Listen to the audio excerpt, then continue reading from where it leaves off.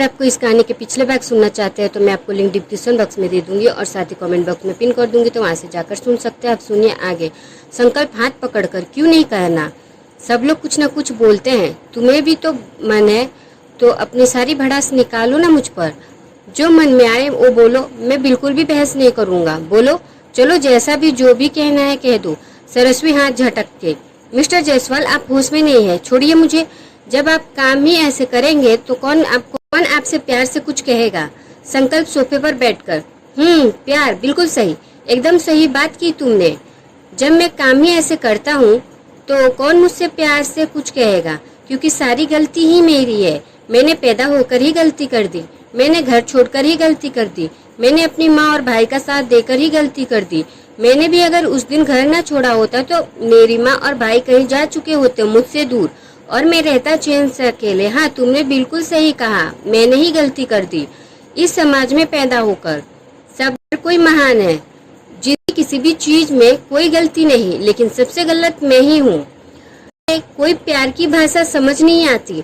मेरे पास कुछ नहीं, कुछ भी नहीं सिवाय गुस्से के। नहीं है कुछ। सरस्वी खड़े होकर, मिस्टर जायसवाल। संकल्प उसके पास आकर, मिस्टर जायसवाल बोलती हो ना, जायसवाल जो लगा है ना वो भी मेरा नहीं है, मेरी मम्मा का है, उनका सरनेम है ये। मेरे जो पापा है ना उन्होंने हमें कुछ नहीं दिया, कुछ भी नहीं। उन्होंने तो बोल दिया जाना है तो जाओ। हमने कैसे मैनेज किया मुझसे पूछो। उनको तो कोई परवाह नहीं, लेकिन किसी को तो मम्मा का प्रतिष्ठा का ख्याल रखना था ना। सरस्वी बात सुन रही थी, उसके समझ में कुछ नहीं आ रहा था। संकल्प सब कुछ बस बोले जा रहा था, वो उसे ही देख रही थी।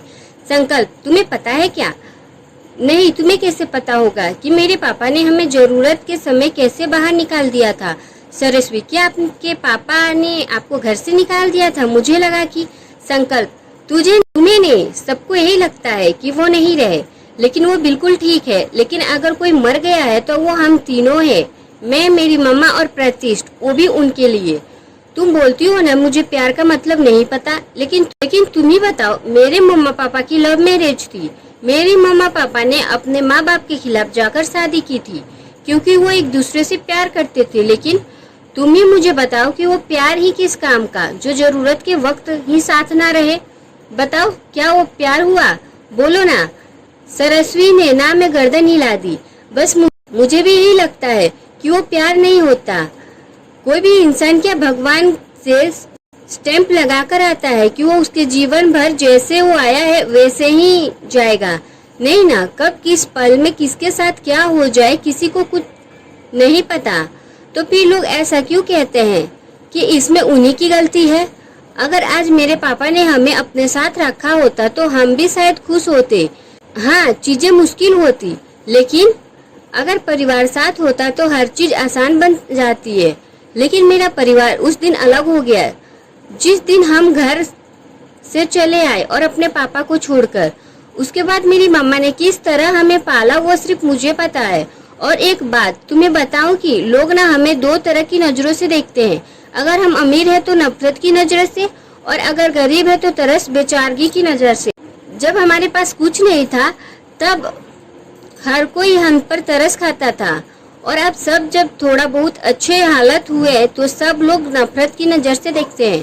प्रतिष्ठ कुछ नहीं सुन सकता, तो उसका जितना था बचपन से आज तक सिर्फ मैंने ही सुना। सुनकर यहाँ दिल की ओर इशारा करके यहाँ बसा लिया सब कुछ, सबकी बातें, सबकी नफरत, सब कुछ यही छिपा लिया। अगर मम्मा के सामने आंसू बहाता तो वो कमजोर पड़ती, और अगर वो कमजोर होती तो हम बिल्कुल बिखर जाते। तुम तो आंसू बहा सकती हो मजे से, मैं कहाँ जाऊँ, किसे दिखाऊं, किसे कहूँ? बोलो ना। नहीं है ना जवाब। सब कुछ कहकर वो एकदम सर नीचे करके चुप हो गया। सरस्वी उसके करीब आई, उसका हाथ पकड़ने लगी तो वो बोला, रात बहुत हो गई है, तुम सो जाओ, मैंने कुछ ज्यादा ही बोल दिया है आज, शायद उसके लिए सॉरी।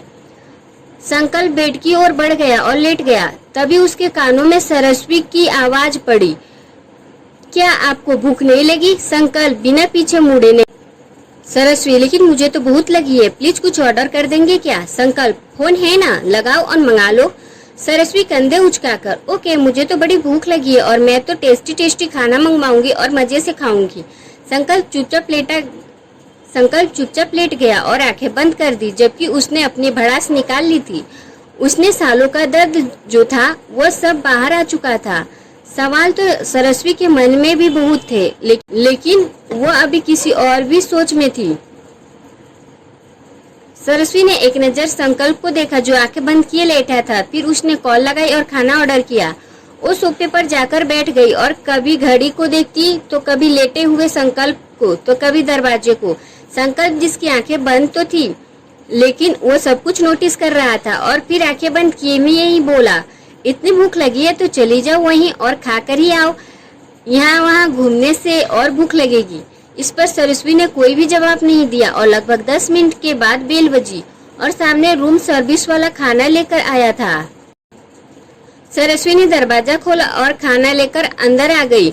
एक नजर संकल्प को देखा जो अभी आंखें बंद किए लेटा था। सरस्वी ने टेबल पर खाना अच्छे से लगाया और एक अलग प्लेट में खाना लगाया और संकल्प के पास चली गई। सरस्वी, मैंने आपसे कल एक बात बताई थी, शायद आपको याद है क्या? संकल्प आंखें बंद किए हुए, क्या? सरस्वी, एक ही गुस्सा एक तरफ और खाना एक तरफ रखना चाहिए। संकल्प, मैं किसी से कोई गुस्सा नहीं हूँ। सरस्वी, अच्छा तो फिर खाना किस खुशी में नहीं खा रहे हैं? संकल्प, मन नहीं है मेरा। सरस्वी वापस जाती हुई, हाँ हाँ पता है मुझे, इंसान के लिए उसकी ईगो वैसे ही बहुत ही ज्यादा बड़ी होती है, तो इस बेचारे खाने को कौन खाएगा? सरस्वी गहरी सांस छोड़कर प्लेट से नौटंकी करती हुई, सॉरी बेटा, खाना आप मुझे ही होगा, तुम्हें खाना। संकल्प जो अब तक आंखें बंद किए लेटा था वो उसे यूं ही खाते की बात करते देख आंखें छोटी करने लगा। वो बस बड़बड़ाए ही जा रही थी। संकल्प उठा और उसे जाकर उसके साइड में बैठा। सरस्वी को पता ही नहीं चला, वो बस नौटंकी करने में ही लगी थी। सरस्वी अभी भी बड़बड़ा ही रही थी, तभी उसके मुंह में संकल्प ने चम्मच ठूस दिया और वो चुप हो गई। संकल्प, कब से बोल रही हो, खाना खाओ ना चुपचाप। ये बेचारा खाना भी सोच रहा होगा, पता नहीं किसके हाथ लगा। सरस्वी, मैं तो खाने ही वाली थी, लेकिन मेरा छोड़ो, अपना बताइए आप क्यों आए यहाँ? संकल्प उसकी प्लेट छीनकर खाना खाते हुए, चुप रहो वरना एक और बार ठूस दूंगा खाना तुम्हारे मुंह में। सरस्वी मुंह खोलकर, अगर इतनी ही भूख लगी थी तो तब से नाटक क्यों किए और अब मेरी प्लेट छीनकर खा रहे हैं? लाइए प्लेट वापस करिए। संकल्प खाते हुए, दूसरी प्लेट लो, खाना डालो और खा लो। सरस्वी, लगता है कुछ ज्यादा ही चढ़ी हुई है, आंखें खोलकर देखिए, कहीं दूसरी प्लेट आ रही है नजर? मुझे थोड़ी पता था आप भी खाएंगे, मैंने एक ही प्लेट मंगवाई थी। संकल्प, तब मेरे खाने तक का इंतजार करो, फिर प्लेट धोकर खा ले। सरस्वी पेट पकड़कर, मुझे सच में बड़ी भूख लगी है, क्या करूं, कंट्रोल नहीं हो रहा है, मैं इंतजार भी नहीं कर सकती। संकल्प खाया जा रहा था और वो देख रही थी। उसे सच में बड़ी भूख लगी थी, तो संकल्प ने एक नजर उसे देखा और चम्मच मुंह के आगे बढ़ा दिया। खा लो, अब देख क्या रही हो, एक प्लेट एक स्पून, और मुझे भी भूख लगी है और तुम्हें भी। सरस्वी ने घींच देर चम्मच को देखा और फिर मुंह खोल दिया और संकल्प ने उसे खिलाया, फिर एक बार खुद खाया। संकल्प भी उसे क्या कह रहा है इस बात की खबर उसे खुद भी नहीं थी। अब दोनों का खाना खत्म हुआ तो संकल्प ने प्लेट सरस्वी के दोनों हाथों में थमा दी और बेड के पास चला गया और जाकर सीधा ही सो गया। सरस्वी बस उसे और उसकी हरकतों को देख रही थी, फिर वो भी जाकर सो गई। अगली सुबह सरस्वी जल्दी जगी। बाहर मौसम अब भी थोड़ा खराब था। फिर वो तैयार होकर सोफे पर बैठकर अपने फोन में कुछ चेक कर रही थी। तभी उसकी नजर संकल्प पर गई, जो कि बहुत ही गहरी नींद में सो रहा था। उसे देखते ही सरस्वी के मन में फिर वही रात वाली बातें आने लगी कि संकल्प के पापा ने कहा, उन्होंने ऐसा क्यों किया, संकल्प का गुस्सा करने का कारण कौन है, ये सब उसके दिमाग में घूमने लगा। शायद यही सब वजह से उसे गुस्सा आता है, लेकिन उन सब में सबसे बड़ा दोषी कौन है, ये समाज या फिर उसके पापा? इन सब चीजों को जानकर उसे संकल्प के लिए थोड़ा सा बुरा लगने लगा और अब इन सब सवालों का जवाब वापस जाकर सिर्फ और सिर्फ चित्रा जी से ही मिल सकते हैं। लेकिन इस तरह की संकल्प को खबर न लगे, पर उसने अब एक चीज ठान ली कि वो अब संकल्प को कोई बहस भी नहीं करेगी और उसकी किसी बात पर गुस्सा भी नहीं करेगी। अभी तो अपनी सोच में ही डूबी थी कि तभी सामने लेटा संकल्प सर पर हाथ रखे उठकर बैठ गया। संकल्प सर पकड़कर, ये मेरे सर में इतना दर्द क्यों हो रहा है? लेकिन फिर उसे याद आया कि कल रात वो बार में गया था। उसके बाद गार्डन में, फिर रूम में आया और खाना खाकर सो गया। बस ऊपर ऊपर से ही उसे याद आ रहा, बाकी कुछ नहीं। उसने अपनी गर्दन ऊपर की तो सामने सरस्वी हाथ में नींबू पानी लिए खड़ी थी। पी लीजिए, अच्छा लगेगा, कहकर उसे पकड़ाकर चली गई। उसने भी चुपचाप ले लिया और एक ही घूंट में पी लिया। संकल्प गिलास मुंह से लगाए सामने बैठी सरस्वी को देखता रहा, जिसके चेहरे पर कोई भाव नहीं थे, जबकि उसे गुस्सा करना चाहिए कि वो रात में शराब पीकर आया था, लेकिन वह एकदम चुप है। ऐसे कैसे? कुछ नहीं कहा तो मैं कुछ कर तो नहीं दिया मैंने, लेकिन अगर कुछ किया होता तो बोलती ना, लेकिन कुछ बोल भी नहीं रही। सरस्वी मैगजीन के पन्ने पलटते हुए, गिलास खाली हो चुका है, अब क्या गिलास को भी खा लेंगे? संकल्प ने हड़बड़ाकर गिलास हटाया तो वह फिर बोली, आपके कपड़े सूख चुके हैं, जल्दी से फ्रेश हो जाइए, मैं ब्रेकफास्ट ऑर्डर करती हूँ। मौसम तो साफ नहीं होने वाला तो हम लोग बाय रोड ही चलते हैं, 7-8 घंटे लगेंगे पर पहुँच तो जाएंगे ही। संकल्प ने बस हाँ में गर्दन हिला दी और वॉशरूम चला गया। सरस्वी ने खाना ऑर्डर कर दिया। थोड़ी देर में संकल्प ही आकर फ्रेश हो गया। तब तक सरस्वी ने नाश्ता लगाकर बैठी थी। दोनों मिलकर नाश्ता कर रहे थे। सरस्वी चुपचाप नाश्ता खा ही रही थी, लेकिन संकल्प बस उसे ही घूर रहा था। संकल्प, तुम्हें मुझसे कुछ पूछना नहीं है? सरस्वी, मतलब? संकल्प, एक ही कल रात जो मैंने किया। सरस्वी, जो अपने मन में था वही आपने किया तो क्या पूछूं? आप नाश्ता करिए, हमें निकलना भी है। नाश्ता खत्म करके दोनों ने चेकआउट किया। संकल्प ने पार्किंग से गाड़ी लाई और दोनों वहां से निकल गए। जहां 2 दिन से एकदम लड़ाई नोकझोंक चल रही थी, वहीं आज एकदम शांति पसर चुकी थी। दोनों ही खामोश थे, लेकिन संकल्प को कुछ ज्यादा ही अजीब लग रहा था। कल तक दोनों इतनी बहस कर रहे थे और अभी चुप है। पूरा 1 घंटा दोनों एकदम चुप ही थे। संकल्प ड्राइव करते हुए उसे देखता और वो बस बाहर की ओर। संकल्प मन में, आखिर ये आज इतनी चुप क्यों है? बोल ही नहीं रही। कुछ बोलूं क्या? सुनो, मैं कोई सॉन्ग लगाऊं क्या? सरस्वी उसकी ओर मुड़कर, आपकी गाड़ी, आपकी मर्जी। संकल्प ने आंखें छोटी करके उसे देखा, फिर जबरदस्ती एक उंगली दबाकर म्यूजिक लगा दी। संकल्प ने देखा सरस्वी काफी देर तक गाने को महसूस कर रही थी और यही सुनते सुनते उसकी आंखें लग गई और वह खिड़की से सर टिकाकर सो गई। संकल्प कभी उसे देखता तो कभी आगे। उसे आज सरस्वी को खामोशी खल रही थी। उन्हें चले हुए पूरे 4 घंटे हो चुके थे और आगे थोड़ी देर में वो खाना खाने के लिए गाड़ी रोकने वाला था। दूसरी तरफ चित्रा जी और प्रतिष्ठा दोनों आज जल्दी वापस आ चुकी थी। चित्रा जी खुद तैयार हो चुकी थी, बस प्रतिष्ठा को रेडी कर रही थी, क्योंकि आज उनकी दोस्त को बहुत की गोद भराई थी जहां उन्हें बुलाया गया था। प्रतिष्ठा ऑफिस में था, अरुल अपने घर और आरिणी भी ऑफिस में, इसीलिए वो उसे अपने साथ लेकर जा रही थी। प्रतिष्ठा, मम्मा मेरा जाना कुछ जरूरी नहीं है, प्लीज आप ही जाइए ना, मैं खुद रख लूंगी अपना ख्याल। चित्रा जी, बिल्कुल नहीं, तुम मेरे साथ चलोगी और अब कुछ और नहीं बोलना। हाँ, अब तुम रेडी हो, किसी को नजर ना लगे। चलो बाहर, ड्राइवर वेट कर रहा है। दोनों ही गाड़ी में बैठकर निकल गए। कुछ ही देर में वो लोग एक बड़े से मेंशन के बाहर पहुंचे।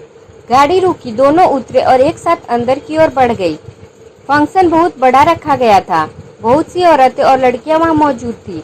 चित्रा जी की भी कुछ सहेलियां वहां थी। वो सब दूर से प्रतिष्ठा की बहुत तारीफ कर रही थी, उसकी सुंदरता की भी। वह सबके हाथ जोड़कर नमस्कार भी करती। चित्रा जी की सहेली भी उन्हें आओ भगत करने आई तो उन्होंने भी प्रतिष्ठा से मिलवाया। अभी तक किसी को ये नहीं लगा कि वो देख नहीं सकती। सब लोग एक जगह इकट्ठा हो गए तो वहां पर वो लड़की बैठी थी और वो औरत कुछ शगुन कर रही थी। तभी सबके हंसने बोलने की आवाज से प्रतिष्ठा को लगा कि यह आवाज तो सरस्वी की दोस्त की है और सब उस लड़की को किसी औरत ने आशीर्वाद देकर उसका नाम पुकारा, रिहा। तो प्रतिष्ठा को पता चल गया कि ये उसकी बहन की दोस्त ही है जो बचपन से साथ खेले हैं।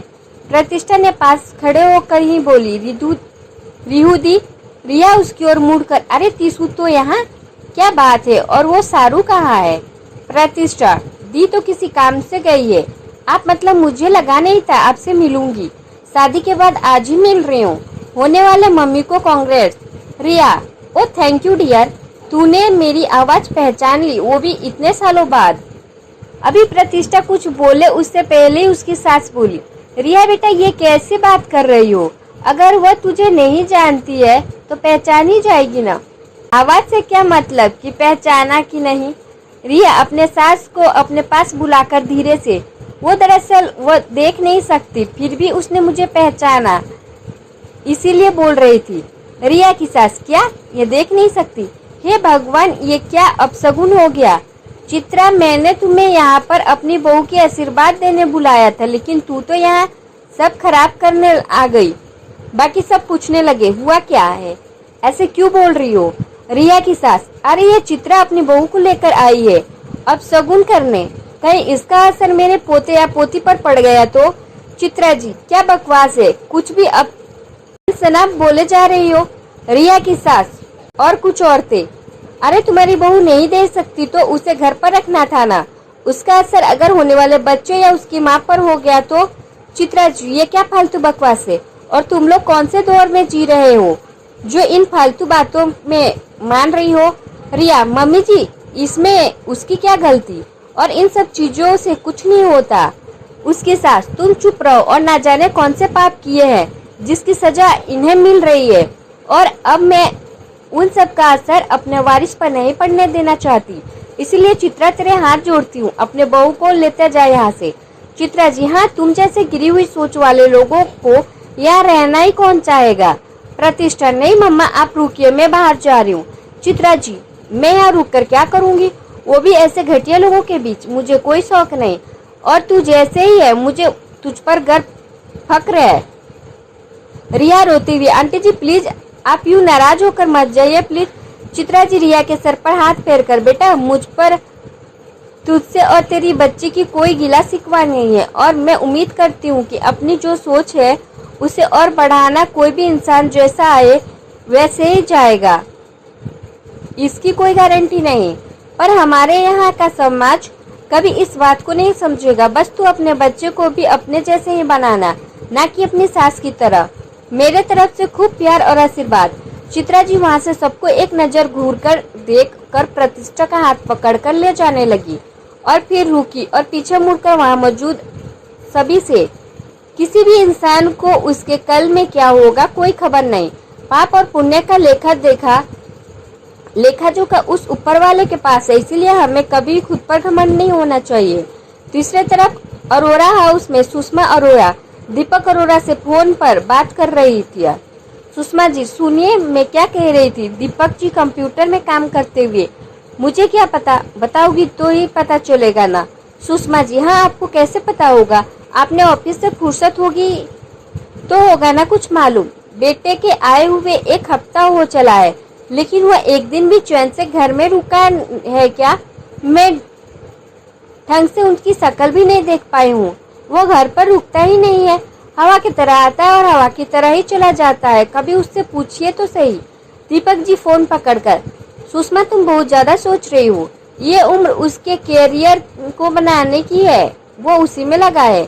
सुषमा जी, तो अपनी खुद की कंपनी क्या कम पड़ गई है जो वहाँ नहीं कर सकता है काम? दीपक जी, तो ये तो अच्छी बात है ना कि वो खुद के दम पर कुछ करना चाहता है, हमें तो खुश होना चाहिए। क्या खा खुश होना चाहिए? 2 बेटे हैं हमारे, उन्हें भी हॉस्टल भेज दिया, अब एक लौटा तो घर पर ही नहीं टिकता। अरे अब वो जवान हो चुका है, उसकी शादी का भी सोचना है ना, आपके बस का कुछ नहीं। अब एक बार घर पर आए तो बांध ही दूंगी उसे, टिकता तो है नहीं, अब मुझे अपने असली रूप में आना ही होगा। दीपक जी हंसते हुए, ठीक है, जैसा तुम्हें ठीक लगे वही करें। सुषमा जी फोन कट करके, हाँ वैसे भी उन्हें कौन सी परवाह है, अब मुझे ही कुछ करना होगा। चित्रा जी प्रतिष्ठा को लेकर घर आ गई। प्रतिष्ठा के चेहरे पर कोई भाव नहीं थे, लेकिन चित्रा जी उसके लिए थोड़ा बुरा लग रहा था। दोनों सोफे पर बैठी। चित्रा जी, प्रतिष्ठा बेटा तुम बुरा मत लगाना प्लीज। प्रतिष्ठा मुस्कुराते हुए, मैं तो कभी नहीं लगाती, आज तक न जाने कितनी ही बातें सुनी है, अब मुझे इन सब की कोई फर्क नहीं पड़ता, ये उसकी सोच है, ये उनकी सोच है कि वो हमारे बारे में क्या सोचते हैं, लेकिन मुझे अब इन सब से कुछ भी फर्क नहीं पड़ता। और एक बात आपको बताऊं कि हर बार दी मुझे संभाल लेती थी, इस बार आपने संभाला ना तो सच में मजा ही आ गया। अगर आप जैसी माँ सबकी होगी ना तो सब लोग ही बदल जाएंगे। So I feel I am lucky. Chitra ji क्यों? क्यों नहीं, मैं तो हमेशा ही तेरे साथ हूँ। तभी बाहर से आरणी आकर थक हार कर सोफे पर बैठ गई। चित्रा जी तुझे क्या हुआ, आज इतनी थकी हुई क्यों है? आरणी अरे क्या बताऊं बड़ी माँ आपको, यार ये अरुण जीना इतना काम करवाते हैं मुझसे कि पूछो मत।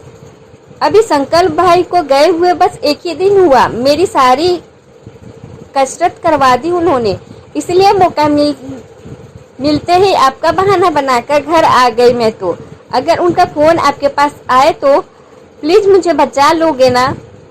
चित्रा जी क्यों नहीं, आजा तू भी। ये लड़के कभी भी नहीं सुधरेंगे, काम काम काम। फुल सी बच्ची को क्या कर दिया है, आने दे उसकी खबर लूंगी, अच्छी से ही लूंगी। दोबारा कभी तुझसे इतना काम नहीं करवाएगा। आर्यनी थैंक यू बड़ी माँ, यू आर बेस्ट। लेकिन आप मुझे ये बताओ कि अरुल भी मुझे अपने मम्मी पापा से कब मिलवाएंगे? चित्रा जी मिला देगा, पहले वो उन्हें बता तो दे, फिर तुझे लेकर जाएगा। आर्यनी वैसे उनके मम्मा पापा अच्छे तो है, वो हमें कुछ बोलेंगे तो नहीं, मतलब हमें एक्सेप्ट तो कर लेंगे ना? चित्रा जी क्यों नहीं करेंगे, वो दोनों बहुत ही अच्छे हैं, तुम चिंता मत करो। अच्छा मैं क्या कह रही थी, हमें कुछ नया ट्राई करना चाहिए। प्रतिष्ठा नया क्या? चित्रा जी अभी इस घर में सिर्फ और सिर्फ गर्ल्स गैंग है, तो लेट्स डांस, क्या बोलती हो तुम दोनों? अरे नहीं क्या आप सच बोल रही है, मेरा भी बड़ा मन है। प्रतिष्ठा मेरा भी, चलो। चित्रा जी ने कुछ सर्वेंट्स की म्यूजिक सिस्टम वहीं पर अरेंज करने की ये कहा। म्यूजिक स्टार्ट हुआ, चित्रा जी दोनों के पास जाकर उन्हें अपने साथ खींचते हुए डांस करने लगी। फिर तीनों हंसते हंसते थक हार कर सोफे पर बैठ गई। दूसरी ओर सरस्वी सो रही थी। संकल्प ने एक जगह गाड़ी रोकी और उसे देखने लगा। उसे देखते हुए अभी लगभग 10 ही मिनट हुए थे कि तभी सरस्वी की गर्दन नीचे की ओर झुकने लगी। वह भी पूरी तरह से गिरती उससे पहले ही संकल्प ने अपना हाथ आगे कर दिया और उसका चेहरा अपनी हथेली में ले लिया। लेकिन तभी सरस्वती की नींद टूट गई और आंखें हाथ उसके चेहरे पर था। तभी उसने अपना हाथ झट से पीछे कर लिया। सरस्वी आगे पीछे देखकर, क्या हम पहुंच गए? संकल्प नहीं, दरअसल खाने का टाइम हो गया है, इसलिए मैंने सोचा फ्रेश हो जाए और साथ ही कुछ खा पी ले, तो चले। सरस्वी ने हाँ में गर्दन हिलाई और बाहर निकल गई। संकल्प रेस्टोरेंट के अंदर चला गया और सरस्वी भी पीछे पीछे चली गई। दोनों ने एक टेबल लिया। पहले संकल्प फ्रेश होकर आ गया और फिर सरस्वी गई और फ्रेश होकर आ गई। खाने के दौरान भी वो चुपचाप खाती गई, तो उसे पता था संकल्प उसे ही देख रहा है, फिर भी उसने नजर ऊपर नहीं की। खाना खत्म कर दोनों उठे तो संकल्प बोला, दोनों ने मिलकर खाया है तो चलो मिलकर पेमेंट करते हैं। सरस्वी बिना कुछ बोले अपनी बैग में से पैसे निकालने लगी तो संकल्प बोला, रहने दो, मैं मजाक कर रहा था, तुम चलो मैं आया। सरस्वी चुपचाप बाहर चल दी। संकल्प जल्दी से पे करके बाहर दौड़ा। इसकी तो हद ही हो गई है, मुंह में न जाने कौन सा दही जमाया है कि बोलने ही नहीं हो रहा है उससे। सरस्वी गाड़ी के पास पहुंचकर जैसे ही दरवाजा खोलने को हुई तभी संकल्प ने उसे हाथ पकड़कर घुमाकर गाड़ी से टिका दिया। सरस्वी एकदम डर गई, ये क्या कर रहे हैं आप? संकल्प आंखें छोटी करके, वही तो मैं तुमसे पूछना चाहता हूँ कि आखिर तुम क्या कर रही हो? सरस्वी उसे देखते हुए, मैंने क्या किया? संकल्प सुबह से मुंह पर लॉक क्यों लगाए, कुछ बोलती क्यों नहीं, सिर्फ गुड़िया की तरह हाँ हूँ कर रही हो? सरस्वी जब जरूरत नहीं होगी तो क्या बोलूं, और जब जहाँ जितना बोलने की जरूरत है उतना ही बोल रही हूँ, इसमें कोई आपको प्रॉब्लम है? संकल्प देखो अगर कल मैंने कुछ कहा है किया है तो बता दो, क्योंकि मुझे तुम्हारी इस चुप्पी से इरिटेशन होने लगा है अब। सरस्वी घूमकर गाड़ी का दरवाजा खोलकर, हमें लेट हो रहा है और जल्दी पहुंचना भी है, चलिए। संकल्प उसे अपने करीब खींचकर दरवाजा बंद करके, नहीं, जब तक बता नहीं देती कि चुप क्यों हो, मैं कहीं नहीं चलने वाला, बताओ बताओ जल्दी। सरस्वी देखिए आप बच्चों जैसे बात मत करिए, और चुप रहने से क्या मतलब है? खुद ही तो 2 दिनों से कह रहे थे कि ज्यादा मत बोला करो, मुझे इस तरह मत बात करो, उस तरह बात मत करो। अब चुप हो गई हूँ तभी भी आपको प्रॉब्लम है। मैं तो अच्छे से डिसाइड कर चुकी हूँ कि अब कुछ भी एक्स्ट्रा नहीं बोलूंगी, आपसे बहस भी नहीं करूंगी, ताकि आप भी शांति रहे और मैं भी सिंपल। संकल्प, और ऐसा तुमने डिसाइड क्यों किया? सरस्वी, अरे ये क्या बात हुई? आपको ही बात बात पर गुस्सा आता है ना, तो आपसे ज्यादातर गुस्से की वजह से मैं होती हूँ, तो इसीलिए सोचा अब आपको शांति ही दूं। बस मैं बहस नहीं करूंगी तो फिर आपको बिल्कुल भी गुस्सा नहीं है। संकल्प ने कुछ नहीं कहा और गाड़ी में बैठा। सरस्वी भी बैठ गई और संकल्प ने गाड़ी स्टार्ट कर दी। संकल्प मन में, बात तो बिल्कुल सही बोली है इसने, फिर भी आज मुझे इसी पर इतना गुस्सा क्यों आ रहा है, समझ नहीं आ रहा। कुछ देर तक खुद को सवाल जवाब करते हुए संकल्प का मन अब शांत नहीं हुआ तो उसने एकदम से ब्रेक लगा दी। सरस्वी सावलिया नजरों से संकल्प को देखने लगी। संकल्प उसकी देखते हुए बोला, बस अब बहुत हुआ। सरस्वी, क्या हुआ, ड्राइव करते हुए थक गए क्या? मैं ड्राइव करूं? संकल्प बालों में हाथ फेर कर, तुमने ना मेरा दिमाग खराब कर दिया है बहुत ज्यादा। सरस्वी, लो अब मैं कुछ बोली भी नहीं तो। संकल्प उसे पकड़कर अपने करीब खींचकर, वही तो सारी प्रॉब्लम है कि कुछ बोल क्यों नहीं रही? करो ना बात, मैंने कब मना किया तुम्हें? बोलो कुछ तो। सुबह से ढंग से बोल नहीं रही हो, मुझे देख भी नहीं रही हो। 2 दिन से बोल रही थी तब गुस्सा आ रहा था, आज नहीं बोल रही हो तब भी आ रहा है। मैं करूँ तो क्या करूँ? एक काम करो, तुम्हें मुझसे कोई शिकायत है तो कर दो, मैं बिल्कुल भी कुछ नहीं बोलूंगा। सरस्वी खिड़की के बाहर देखते हुए, नहीं मुझे कुछ नहीं कहना है, आप गाड़ी स्टार्ट करिए, अंधेरा होने से पहले हमें पहुंचना है। संकल्प, तुम पहले कुछ बोलो। वो अभी बाहर ही देख रही थी। संकल्प ने उसे अपनी ओर मोड़ा और उसके करीब बढ़ते हुए, तुम मुझसे बात करोगी या नहीं? सरस्वी पीछे जाते हुए, कर तो रही हूँ और कैसे करो? संकल्प और करीब बढ़ते हुए, ऐसे नहीं जैसे खुलकर करती हूँ। सरस्वी पीछे जाते हुए, कर रही हूँ और कैसे करूँ? आप पहले दूर रहिए। संकल्प एकदम चेहरे के करीब जाकर, मैंने कुछ गलत कर दिया है जो खामोश हो गई हूँ? सरस्वी में नाम में गर्दन हिला दी, तो फिर क्या हुआ है? 10 सेकेंड में अगर नहीं बताओगी तो मैं तुम्हें किस कर लूंगा। सरस्वी ने आंखें बड़ी कर ली। वो उसके ओठों को देखते हुए उसकी ओर झुकने लगा। सरस्वी ने झट से आंखें बंद कर दी और फटाफट ट्रेन की तरह बोली, वो कल अपने नशे में अपनी सारी सच्चाई बता दी थी, तो मैंने सोचा कि अब से मैं आपकी से कोई बहस नहीं करूंगा, बस इतना ही। संकल्प उसे देखा, पहले तो हैरान रह गया, फिर मुस्कुराते हुए उसकी ओठों की ओर बढ़ने की जगह उसके गाल पर किस करके वापस स्टीयरिंग संभाल लिया। सरस्वी ने अपने गालों पर उसके ओठों का स्पर्श पाते ही आंखें खोल दी और अपने हाथ गाल पर रख दिए। सरस्वी रोनी सूरत बनाकर, बता तो दिया था, फिर क्यों? संकल्प, मैंने 10 सेकेंड भी कहा था, तुमने 11 सेकेंड में बोला, इसलिए 12वें सेकेंड में मुझे ये करना पड़ा। सरस्वी रोते हुए, आप एक नंबर के बुरे इंसान हैं, बता देने पर कोई ऐसा करता है क्या? संकल्प हंसते हुए, ओके सॉरी, अब रोना बंद करो। सरस्वी, नहीं, आपने मेरे साथ बहुत गलत किया, मुझे अब बिल्कुल भी आपसे बात नहीं करनी। संकल्प हंसते हुए, कोई बात नहीं, यही हथकंडा अपना लूंगा। सरस्वी, कितने बड़े बेशर्म इंसान हैं आप। संकल्प, तो अपनी बीवी को ही किस किया, इसमें बेशर्मी कैसी? सरस्वी, गाड़ी रोकिए, मैं आपके साथ नहीं जाऊंगी। संकल्प, अब तो उठाकर भी तुम्हें लेकर जाना पड़े तो ले जाऊंगा। सरस्वी, अब आप बहुत ज्यादा बोल रहे हैं, और इतनी बेशर्मी करने के बाद कोई इस तरह से मुस्कुराता है क्या?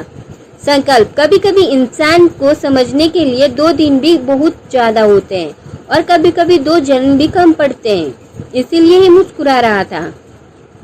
सरस्वी अपनी आंखें सकूड़े उसे देखकर उसकी बातें समझने की कोशिश कर रही थी। जब बहुत देर तक उसे कुछ भी समझ नहीं आया तो वो बाहर देखने लगी। संकल्प बस मुस्कुराते हुए ड्राइव कर रहा था। इस बार भी पूरे रास्ते शांति ही थी, लेकिन इस बार संकल्प को कुछ खास फर्क नहीं पड़ रहा था।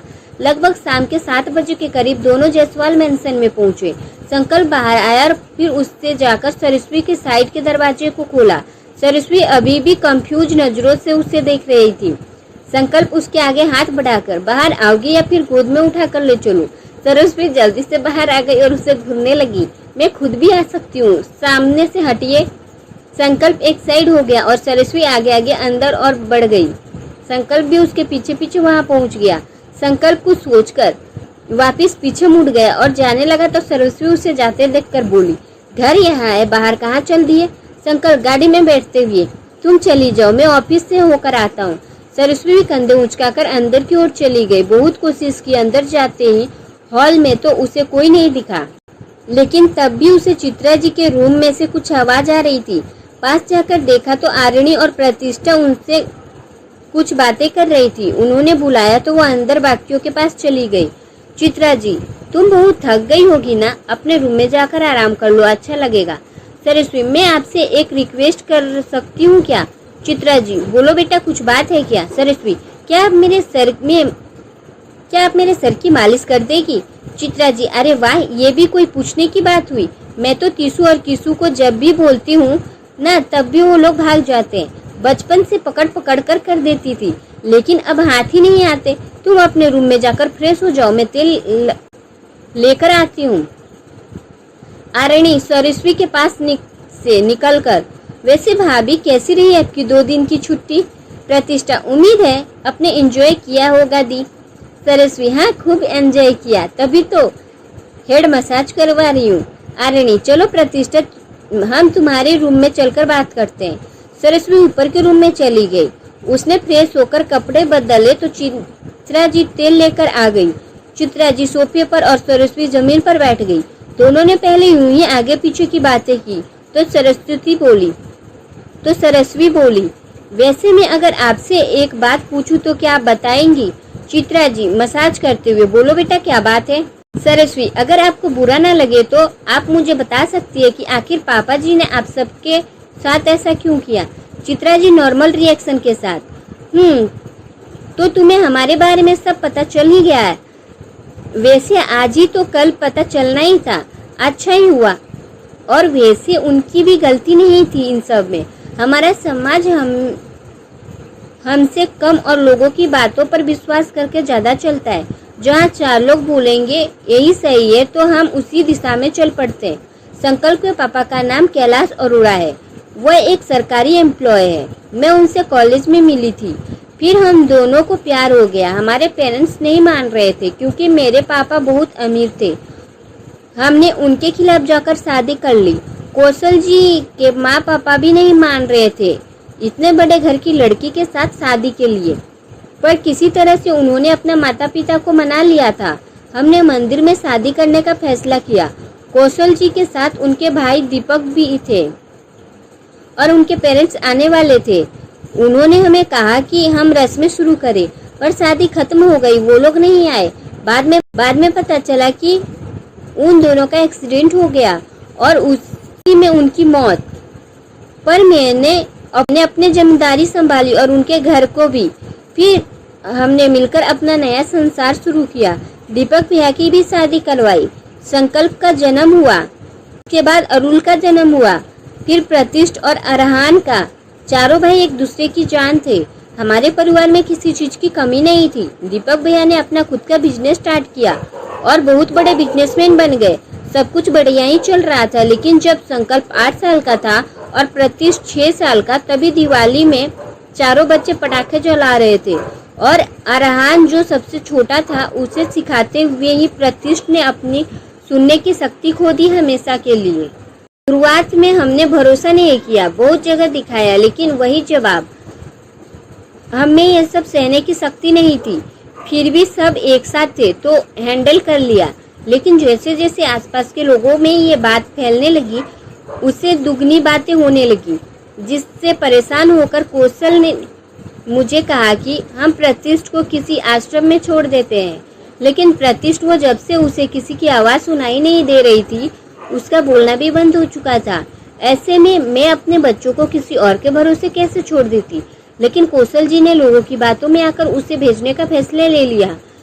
तब मेरी और उनकी खूब बहस हुई, तो मैंने भी उनसे कह दिया कि अगर प्रतिष्ठ इस घर से जाएगा तो मैं भी जाऊंगी। तो इन्होंने कुछ नहीं कहा, लेकिन संकल्प वो भी नहीं रुका और हम दोनों के साथ जाने के लिए तैयार हो गया। कौशल जी ने एक बार भी हमें नहीं रोका और हम तीनों घर से निकल गए। मैं पढ़ी लिखी थी, माँ बाप के पास किस मुंह से जाती। पास के स्कूल में टीचर की जॉब मिल गई। संकल्प को तो अच्छे से एडमिशन मिल गई, लेकिन प्रतिष्ठ को कोई भी स्कूल में लेने को तैयार नहीं था। मुझे टेक्नोलॉजी का भी समझ थी। प्रतिष्ठ को पढ़ाना लिखाना दोनों ही आता था। जिसमें मैंने लिप सिंकिंग के बारे में पढ़ा था। उसी से मैंने उसे ओठों से पढ़ना सिखाया। प्रतिष्ठ को लोगों के ना जाने बेचारा, बेसहारा, गूंगा, बहरा कहते थे। उनसे लड़ने के लिए संकल्प हमेशा आगे रहता और अपने भाई के खिलाफ कुछ नहीं सुनता। प्रतिष्ठ की एडमिशन तो हुई थी स्कूल में, लेकिन सिर्फ एग्जाम देने के लिए, बाकी सब कुछ में। और संकल्प दिन रात उससे करवाते थे। संकल्प को अपने पापा से नफरत हो गई और उसने उनका सरनेम भी अपने से इनकार करके मेरे सरनेम को अपना लिया। और जसवाल को उसने अपनी पहचान बना लिया।